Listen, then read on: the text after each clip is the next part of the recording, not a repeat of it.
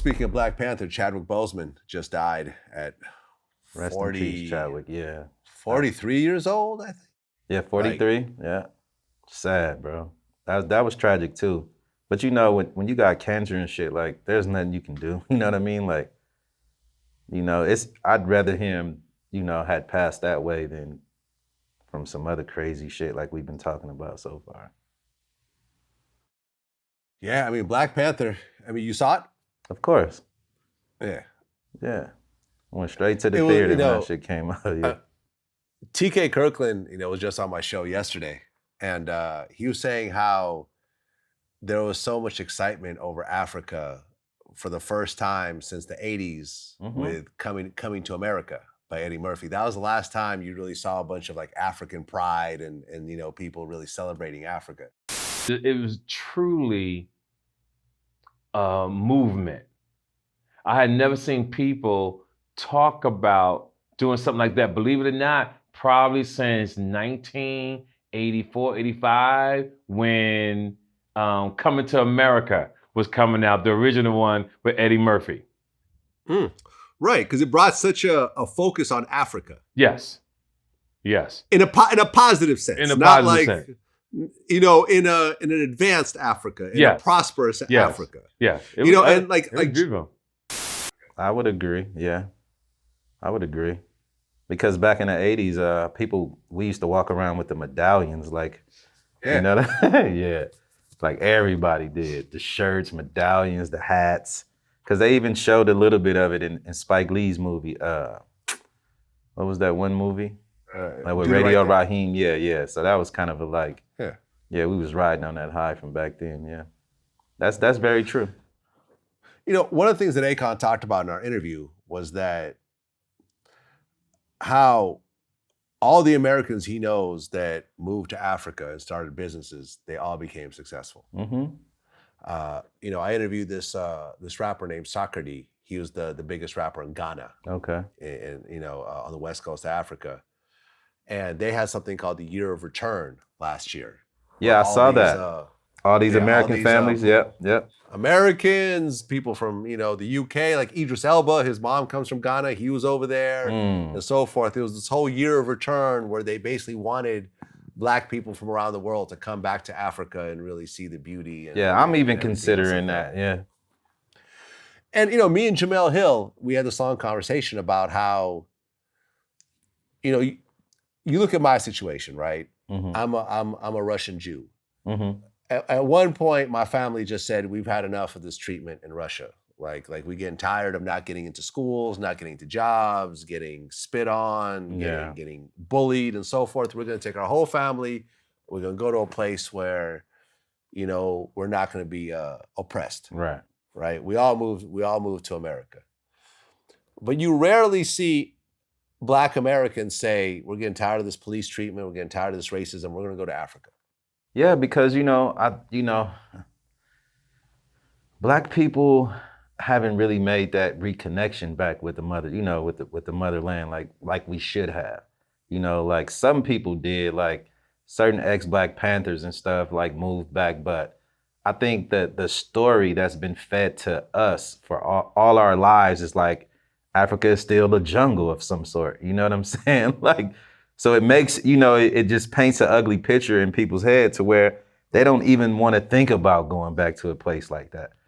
Little do they know, Africa in some places is more modern than this country. You know what I'm saying? In a lot of places. But I think it's a dope thing that people actually did that, man. Like I said, I'm considering the same thing. Like, it's really dope to me. And like, how people used to always talk about too, how, we were brought here, against our will, our language, they took our language, our culture. We could have always went back and reconnected and got it again if people would have just, thought to go there.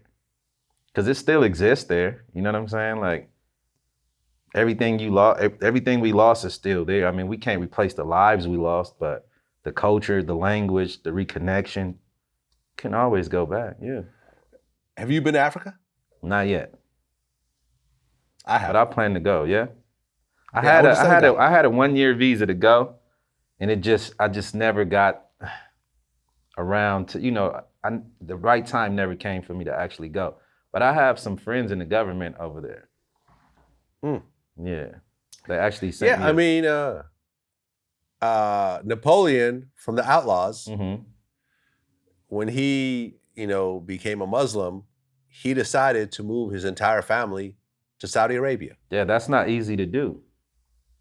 It's not easy to do though. Like because you cannot get into Saudi without a visa. You can't get into Saudi unless a Saudi citizen invites you. You know what I mean? So but it's not easy to do. But yeah, that was dope that he did that. I talk to Napoleon all the time, so he definitely have a better quality of life, and his children will too in that country. Absolutely. He has no regrets. Yeah. I talked to him also. I interviewed him recently. He has, at no point did he say, man, I messed up. I should have stayed. Oh, no. If you know Saudi, in America. Look, Saudi is probably one of the safest places you can live, bro. Safest places with some of the best people on the planet, yeah. Definitely. I mean, look, he had to watch his own his own parents get murdered. Right. He saw Tupac get murdered. He saw one of the other outlaws get murdered. Yaki, Gaddafi,